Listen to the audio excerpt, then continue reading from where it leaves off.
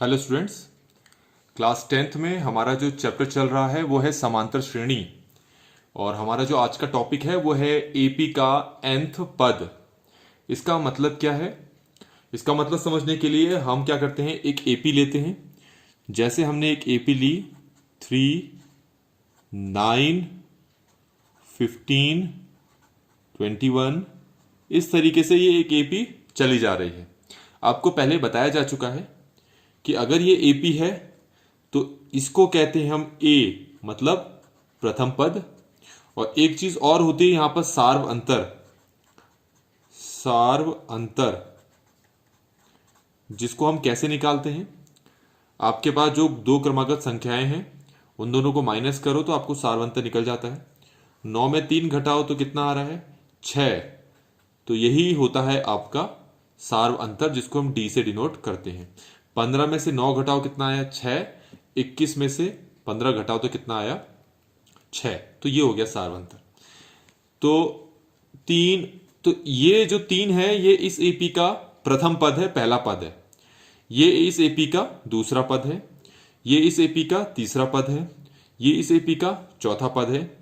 इसी तरीके से अगर तुमसे कहा जाए कि इसी एपी के 10वें पद में कौन सी संख्या बैठी होगी वो निकालो, तो वो निकालने के लिए आपको ये चीज पता होनी चाहिए।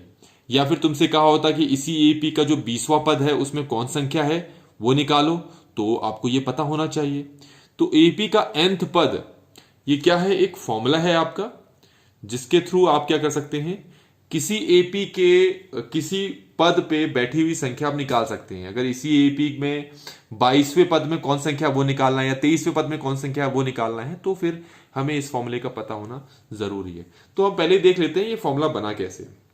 इसको समझने के लिए पहले आप ये समझ लें कि मान लो हमारे पास किसी एपी का प्रथम पद है ए। तो आपको बता चुका हूं कि अगर तुम्हें एपी का प्रथम पद पता है और सार्व अंतर पता है तो अगली पद भी आप निकाल सकते हो। क्योंकि एपी का अगर प्रथम पद ये है और सार्व अंतर डी है तो अगला पद आपका होगा ए प्लस डी। ठीक है, अब मुझे दूसरा पद निकल गया। इसी तरीके से अगर मुझे तीसरा पद जांचना है, तीसरा पद पता करना है क्या है, तो फिर इसमें डी जोड़ो, तो ये हो जाएगा ए प्लस डी। फिर से अगला पद अगर निकालना है तो अब जो नई संख्या आई है इसी में डी जोड़ दो, तो हो जाएगा A plus D plus D plus D. ऐसे ही तुम्हें अगली संख्या निकालनी है तो उसमें भी डी जोड़ दो। तो ये तो हमारे पास ऐसे ही उतर गया। इसके बाद हमने लिखा है यहां पर ए प्लस डी। आपको पता है ये डी और डी जुड़ जाएंगे, तो ये हो जाएगा हमारे पास ए प्लस 2d। ऐसे ही ए प्लस यहां कितने डी हैं? 3d, तो ये ए प्लस 3d हो गया। इसी तरीके से इसके बाद में कौन संख्या होगी? ए प्लस 4d। ऐसे करते करते अगर तुमसे पूछा जाता कि 10वें पद की संख्या क्या होती, बिल्कुल ऐसे ही होती, तो वो होती ए प्लस 9d। मतलब अगर 10वां कह रहा हूं तो यहां पर 9 आएगा। आप जरा देखें, 1 2 3, ये तीसरा पद है ना, तो तीसरा पद बोल रहा हूं यहां पर 2 है। ये चौथा पद है, यहां 3 है। यहां पांचवा पद है, पांचवा पद कह रहा हूं उससे एक कम लिखा हुआ है। ये 10वां पद है, उससे एक कम लिखा हुआ है। ऐसे ही अगर मैं कहूं मुझे nth पद चाहिए, तो अगर मैं तुमसे कह रहा हूं nth पद चाहिए तो मुझे सिर्फ ये हटाना है, यहां पर कुछ चेंज करना है। वो चेंज क्या होगा? a प्लस, अगर मैं n कह रहा हूं तो उससे एक छोटा लेना है अपने यहां पर, तो n से एक छोटा क्या होगा? n-1। अगर मैं m कहता तो m से एक छोटा क्या होता? m-1। तो ये हो गया प्रथम पद, ये हो गया आपका द्वितीय पद, ये आपका तीसरा पद। देखो तीसरा पद कह रहा हूं यहां 2 है, ये चौथा पद है यहां 3 है, ये पांचवा पद है 5 कह रहा हूं उससे एक कम लिखा हुआ है यहां, ये 10वां पद है उससे एक कम लिखा है 9।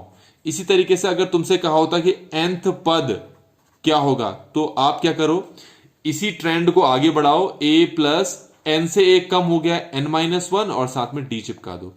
तो ये हमारे पास जो संख्या आ गई इसको हम कहते हैं nth पद। तो जो प्रथम पद होता है उसको हम बोलते हैं a1, जो दूसरा पद होता है उसको बोलते हैं a2, जो तीसरा पद होता है उसको बोलते हैं हम a3। ठीक है, जो चौथा पद होता है उसको बोलते हैं a4, जो पांचवा पद होता है उसको बोलते हैं हम a प्लस 4d। ऐसे ही जो 10वां पद होता है उसको बोलते हैं हम a प्लस 9d। तो जो nth पद होता है उसको हम बोलते हैं a plus n minus 1d। तो इस तरीके से हमारे पास ये जो चीज आई है ये किसी एपी के nth पद का फॉर्मूला है। मतलब इसी क्वेश्चन में ये आपको जो स्टार्टिंग में एक श्रेणी दी थी, इसी में अगर मुझे चाहिए कि 20वें पद की संख्या निकालनी है तो मैं इस फॉर्मूले से निकालूंगा। निकाल के देखते हैं। मुझे चाहिए कि इस एपी के 20वीं पद में कौन संख्या है। ध्यान रखना मैं कह रहा हूं 20वें पद में, 20वें पद में कौन संख्या है। तो तुम्हें इस फॉर्मूले में क्या क्या चीज पता होनी चाहिए। ए पता होना चाहिए, डी पता होना चाहिए और एन पता होना चाहिए। ए तो होता है श्रेणी का प्रथम पद। इस क्वेश्चन के अकॉर्डिंग प्रथम पद कितना है आपका, 3 है। तो ए है आपका 3। डी होता है सार्वंतर।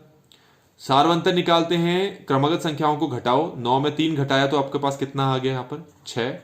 और एक एन चाहिए होता है। एन का मतलब यहां अगर 20वां पद का है तो 20 यहां पर एन होगा। 30वां पद का होता तो 30 आपका एन होता। 40वां पद का होता तो 40 आपका एन होता। इन सभी को मैं यहां पर रखता हूं जहां जहां जो है। ए एन, एन यहां पर हमारे पास कितना है 20 है। ये ए कितना है 3 है, प्लस एन हमारे पास कितना है 20 माइनस 1, और डी हमारे पास कितना है यहां पर है 6। ठीक है। तो A20 इक्वल टू 3 प्लस ये कितना हो जाता 19 मल्टीप्लाई 6। अब हम क्या करेंगे 19 को 6 से मल्टीप्लाई करके इसके साथ जोड़ देते हैं। तो ये कितना आता है 3 प्लस 114। इन दोनों को जोड़ोगे तो ये आ गया 117। तो इसका मतलब ये हो गया कि 3, 9, 15, 21 ऐसे करते करते 20वें पद की जो संख्या होगी वो 117 होगी। तो ये 20वां पद है।